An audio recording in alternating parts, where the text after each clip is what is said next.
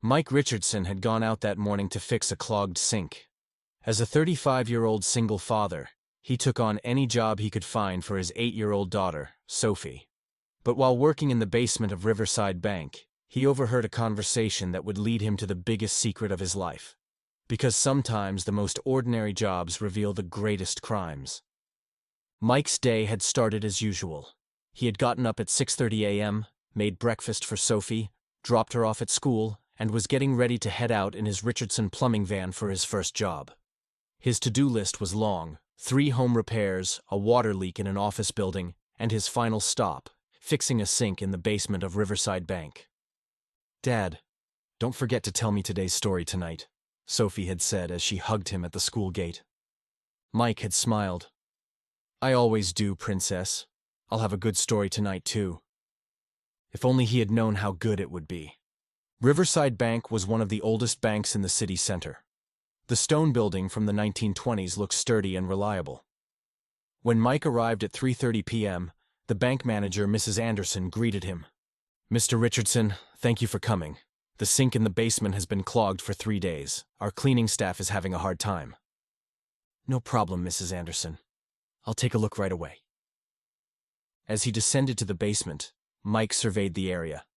The pipes were complicated due to the age of the building, but he was very familiar with such structures. The sink was indeed severely clogged. He got to work. Half an hour later, he had solved the problem, but he needed to stay a little longer to check the pipes thoroughly. Just then, he heard noises coming from upstairs. At first, he thought it was normal conversation, but the voices grew increasingly tense and rapid. As Mike gathered his tools, the sounds became clearer through the old ventilation duct in the ceiling. He was curious. Was it normal to hear so much talking after the bank had closed? "The plan has changed. Not Friday, Monday," a man's voice said. Mike dropped the key he was holding. The voice sounded familiar. "Why?" "Everything is ready," another voice replied. "Because the security system has been updated. My guy inside gave me the info. The system will go into maintenance on Monday morning at 10:15. It will take exactly 12 minutes. Mike's heart raced. This conversation wasn't normal.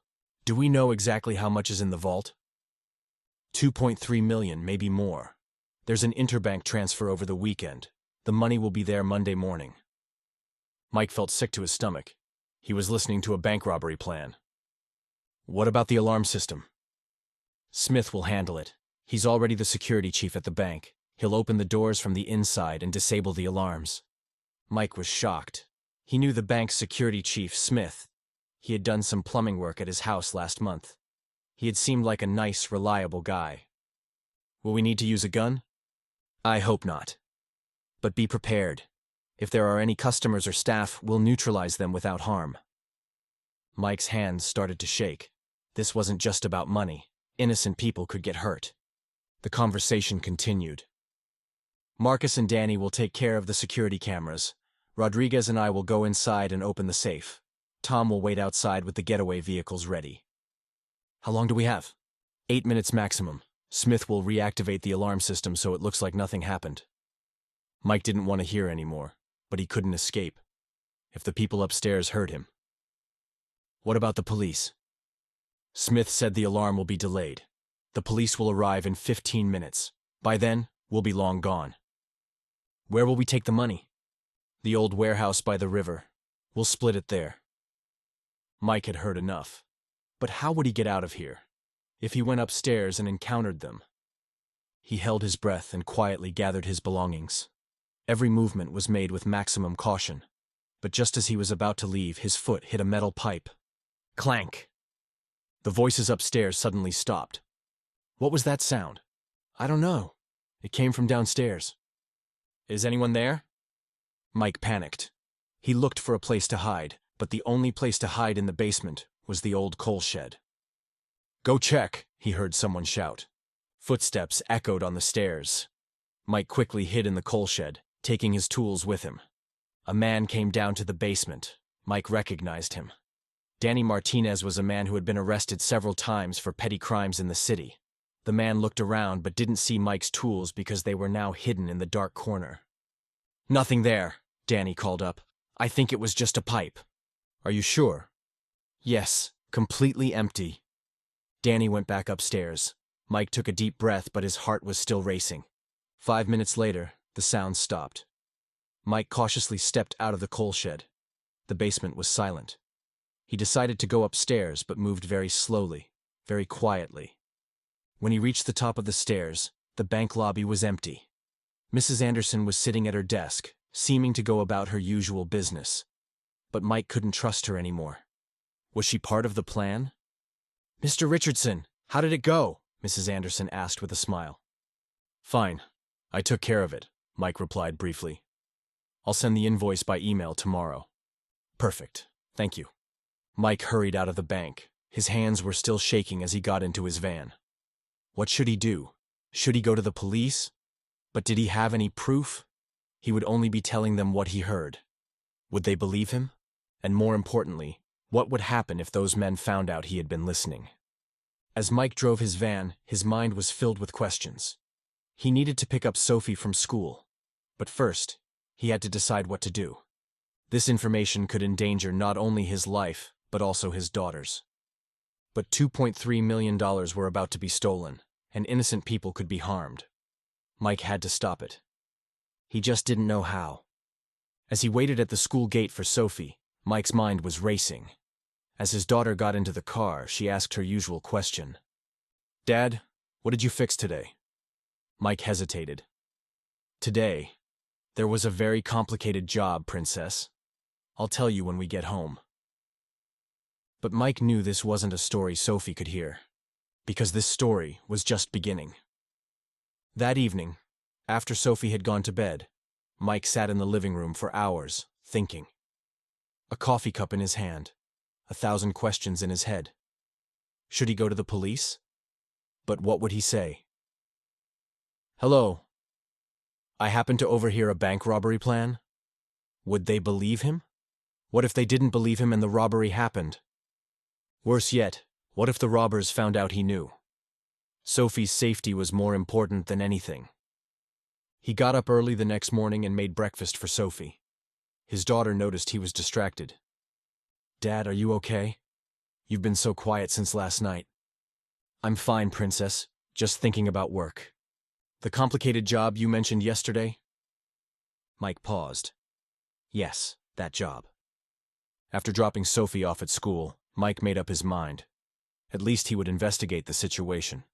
Before going straight to the police, he would try to verify the information. His first stop was Riverside Bank.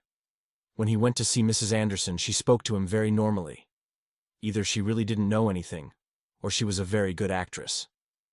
"Mr. Richardson, the sink was working perfectly last night. Thank you so much." "You're welcome. By the way, is Security Chief Smith here? I did some work at his house last month, and I wanted to ask if he was satisfied." "Oh, Smith is off today. He'll be back on Monday." Mike's heart raced. Smith was coming back on Monday, the day of the robbery. This couldn't be a coincidence. "I see. Is he usually at the bank early on Monday mornings? I'm asking because I need to check the plumbing." "Yes, Smith usually arrives at 9:30, but he'll be coming in a bit earlier on Monday for security system maintenance." Mike's suspicions were confirmed. "How long does the system maintenance take?" "It's very short, I think 10 to 15 minutes. "Why are you asking?" "Just for planning, thank you." After leaving the bank, Mike began to form a plan in his head. The one thing he was now certain of was that the robbery was real and would take place on Monday morning. That afternoon, he made a decision. He went to the police department, but decided to talk to a detective he knew instead of making an official report. He had met Detective Rodriguez 5 years ago. He had done some plumbing work at Luis's house. He was a good cop, and Mike trusted him. "Mike, what a nice surprise. How are you?" Luis greeted him in his office. "I'm fine, Luis, but I need to tell you something important." Luis noticed Mike's seriousness. "Sit down. What's going on?" Mike explained the situation from start to finish. The repair job at Riverside Bank, the conversations he overheard, the names, dates, and times. Luis listened carefully and took notes. "Mike, these are very serious allegations. Are you sure about what you heard?" "Absolutely. I remember every detail." "Are you sure about Smith? He's a good cop. Been in the business for 15 years. "I'm surprised too, Luis. but they clearly mentioned him in the conversation. Luis thought for a moment. All right, I'll look into it. But Mike, if this is true, you're in danger. If these guys find out, I know. That's why I didn't want to make an official report. You investigate first. You did the right thing. I'll look into it discreetly. Act like nothing happened, for Sophie's safety. That evening, when Mike returned home, Sophie was waiting for him at the door. Dad, school was so much fun today. It was Sarah's birthday, and we had cake. Mike tried to smile. That's wonderful, princess.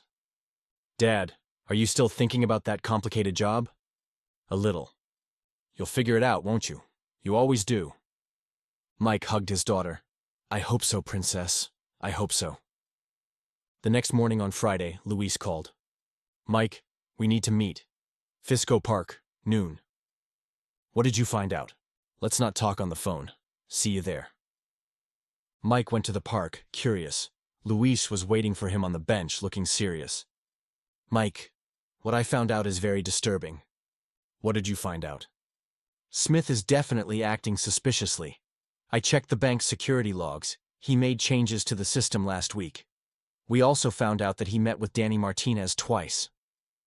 Mike felt sick to his stomach. So it's true. It looks like it.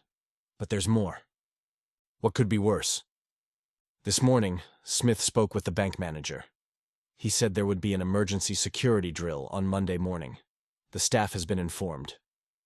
What does that mean? It means that during the robbery, the bank employees will think it's a real drill. When the robbers finish their job and leave, no one will suspect a thing. Mike was horrified. That plan is perfect. Yes, it's very well planned. But now we have a problem. What is it? Smith asked you last night if there was a plumber at the bank. Mrs. Anderson mentioned you and your job on Wednesday.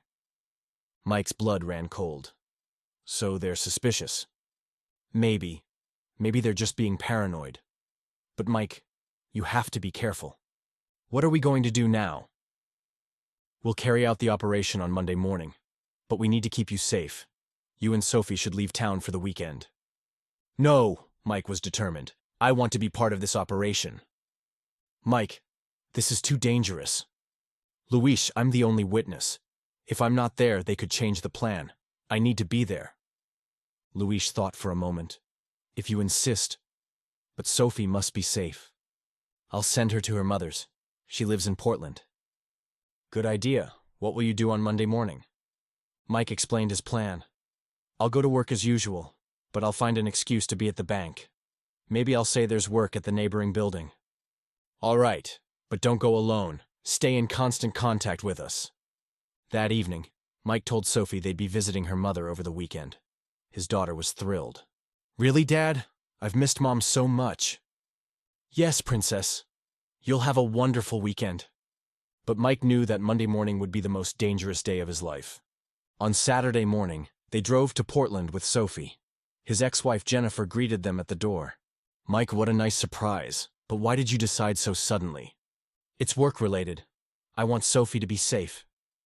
Jennifer noticed Mike's seriousness. Is something wrong? I got a big job, a bit risky. I'm just being cautious. Okay, Sophie can stay with me. How long will you be gone? A few days. I'll be back Tuesday evening. Sophie hugged her mother. Mom, I missed you so much. Mike kissed his daughter goodbye. My princess. Daddy will be back on Tuesday, okay? Okay, Dad. I'm sure you'll take care of it. As Mike drove back to Seattle, he had only one thing on his mind. Everything would be clear by Monday morning. Either he would achieve heroic success, or he would face great danger. On Monday morning, Mike woke up feeling more nervous than he had ever felt in his life. At 7 a.m., he received a message from Luis. Everything is ready. Are you ready? Mike replied, I'm ready.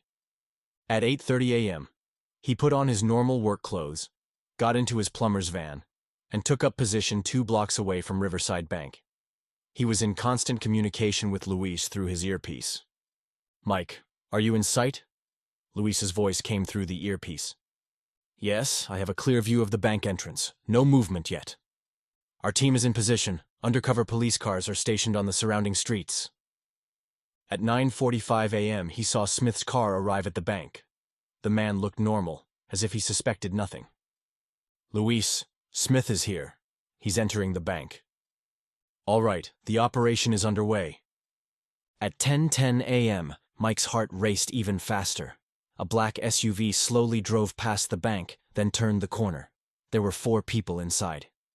"Luis, the black SUV has arrived. There are 4 people inside surveying the area." "We see them. Stay alert." At 10:15, right on time, Mike noticed that his phone had no signal. "Luis, the phone signal is cut off." "We know. They're using a signal jammer. Only our special frequency is working." The SUV returned to the front of the bank. This time it stopped. 3 men got out. Mike recognized Danny Martinez, but the other 2 were unfamiliar.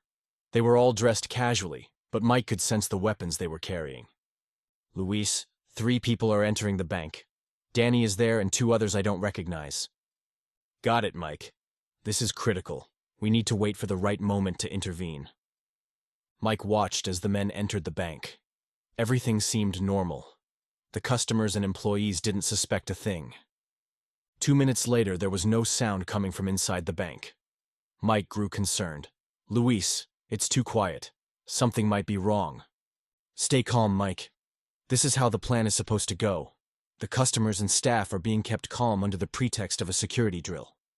Just then, Mike saw someone exit the bank's back door. It was Smith. He was walking quickly toward the side street. "Luis, Smith is escaping through the back door. He's getting away." "What?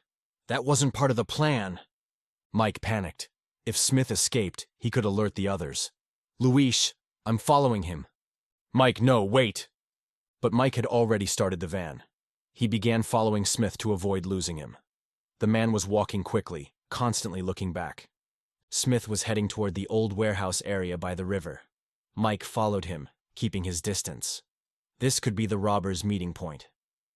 "Luis, Smith is heading toward the old warehouse area. I think that's the meeting spot." "Mike, turn back. It's too dangerous." But Mike kept going. Smith arrived at a parking lot behind an old warehouse. There was another car there. It must be Tom's getaway vehicle. Mike parked his van at a distance and continued watching Smith. The man was on the phone. "The plan has changed." Mike could hear Smith's voice. "The police are here. Get out of there immediately." Mike's heart stopped. He had ruined the plan.